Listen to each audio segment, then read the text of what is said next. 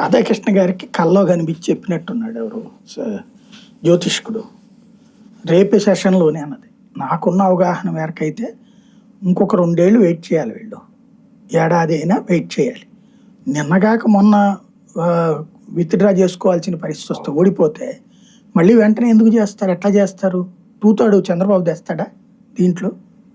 ఇంకోటి అర్థం పర్థం లేని పాయింట్ ఏంటంటే, ముందు సీట్ల పెంపు బిల్లు పెడతారు, ఆ పైన మహిళా రిజర్వేషన్ బిల్లు పెడతారన్నారు. సీట్ల పెంపునే కదా వాళ్ళు వ్యతిరేకిస్తుంది. ఫస్ట్ వాళ్ళు వ్యతిరేకించింది సీట్ల పెంపు, మహిళా రిజర్వేషన్లు కాదు. సీట్ల పెంపు ఎందుకు వ్యతిరేకిస్తున్నారు వాళ్ళు? ఇప్పుడు ఫర్ ఎగ్జాంపుల్ మన దీంట్లో ఉత్తరప్రదేశ్లో ఉంది.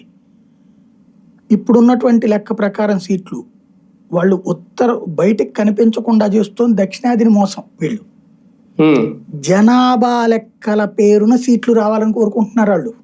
ఒకసారి గుర్తు తెచ్చుకున్నాం మన మీటింగ్లన్నీ. ప్రాతిపదిక మీరు ఎట్లా మారుస్తారని అడిగారు వాళ్ళు. జనాభా లెక్కలు తీసాక జనాభా లెక్కల ప్రాతిపదికన చేయండి అన్నారు వాళ్ళు. అంటే ఇప్పుడు 50% అనేది కూడా కన్ఫర్మ్ కాదా? కాదు కదా. వాళ్ళు అడుగుతున్నది ఏంటది?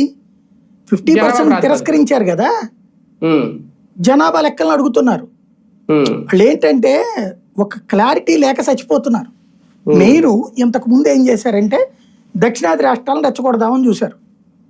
జనాభా ప్రాతిపదికన చేస్తే దక్షిణాదికి అన్యాయం జరిగిపోద్ది.